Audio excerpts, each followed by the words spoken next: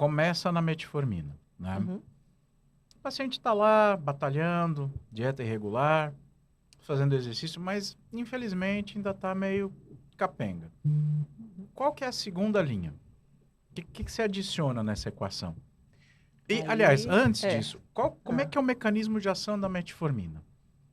Então, eu vou falar o mecanismo simples de ação, porque a metformina é borbulhante, assim, de tanto mecanismo de ação É que mesmo? estão sendo descritos cada vez mais. É um remédio barato, bom, e que, assim, cada aula que você assiste do pessoal de Campinas, por exemplo, que o Mário Saad é o que mais estuda metformina, é um negócio de louco, assim. É muita ação. Mas, basicamente, a metformina, ela...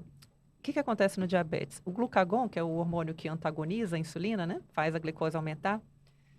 Ele age a nível de fígado, liberando glicose enquanto a gente dorme. Por isso que a gente dorme 12 horas e não passa mal, né?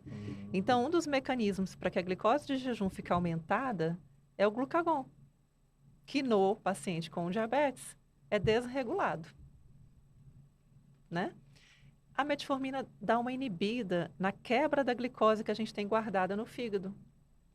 Então, por isso, muitas vezes você vê a gente usando metformina à noite, porque ela é maravilhosa para glicose de jejum. Aham. Entendeu? Ela não é um bom hipoglicemiante. Ela... Não, ela é um ótimo hipoglicemiante, mas não Hum. pós-prandial. Ah, tá. Tá bom, ok. Ela é melhor para o jejum, Entendi. Uhum. né? Não Mas logo ela tem após. milhões de funções. Ela melhora a flora bacteriana intestinal, e que tem tudo a ver com tudo no nosso corpo. Né?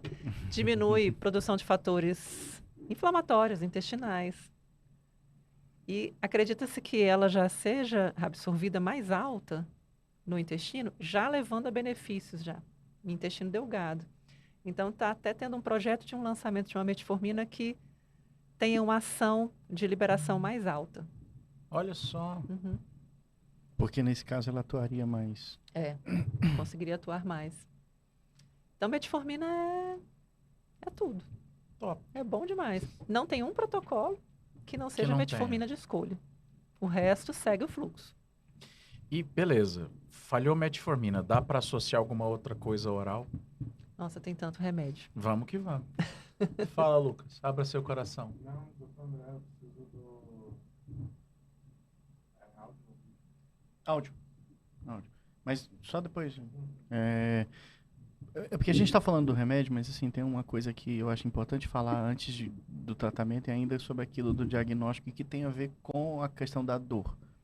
Uma das complicações mais conhecidas da diabetes, e o pessoal do nosso consultório vai saber muito bem disso, é a neuropatia diabética. E que é ruim de tratar, viu?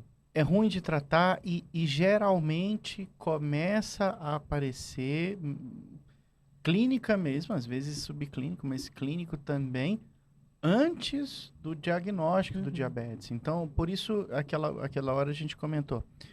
Diabetes é aquela doença em que você não consegue... O metabolismo do açúcar não está funcionando muito bem, por N motivos, e aí o nível do açúcar no sangue está mais alto, aquilo produz, ao longo do tempo, uma série de lesão nos órgãos-alvos, como o Marcos falou. E um dos órgãos que é lesionado é o nervo periférico.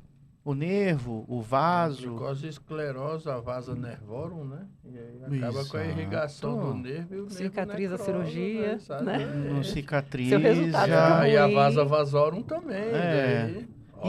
Isso tá acontece... Eu lembrei do Medicurso agora, muito pai. Bem. Medicurso.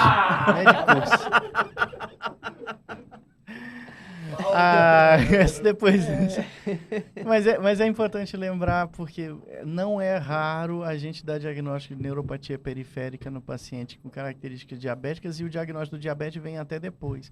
E aí vem aquela pergunta, eu já tive, posso falar, casos assim, tristes mesmo, que já era uma neuropatia avançada, com repercussão, no caso em homem, com repercussão inclusive urogenital.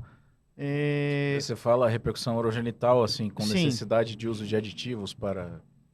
Isso. E nem sempre com tipo, resultado... a pipa do vovô não sobe mais. E assim, refratário inclusive ao uso de medicação. Mas e aí como era o diagnóstico? Diabetes que apareceu depois. Então, primeiro você teve toda a história da neuropatia periférica e tudo, Desculpa, para depois aparecer desse jeito. mas... O que quer dizer, eu- assim, não precisa a glicose estar tão alta para causar mal desde Disclaimer, o começo, né? Eu sou diabético. Ponto. Olha só. O Ah, primeiro eu passo é Temos uma reconhecer. confissão ao vivo. A O primeiro gente passo é reconhecer sabe, o problema. mas assim, tudo bem que eu tenho uma formação bem direcionada para detectar patologia, né? Uhum. Mas acho que um dos primeiros diagnósticos que a gente aprende quando está rodando na clínica médica é o do diabetes, né? Que são os 4 P's, né? Poliúria, Poliúria, polidipsia, polifagia, É. Polifagia Perda de também? peso.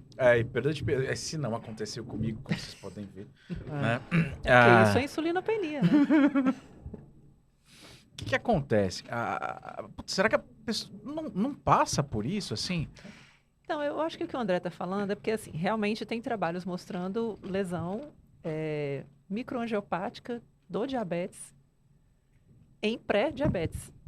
Certo. Mas, graças a Deus, a gente tem tido menos, porque o diagnóstico tem sido, querendo ou não, mais precoce, porque as pessoas estão mais obesas.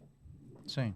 E o diabetes e a obesidade são doenças que hoje a gente não tem a gente não consegue mais a Não tem concepção uma linha de isso, de pra separar. uma da outra. Eu vou tratar a obesidade, eu vou tratar o diabetes. Não, eu tenho que tratar a obesidade para tratar o diabetes.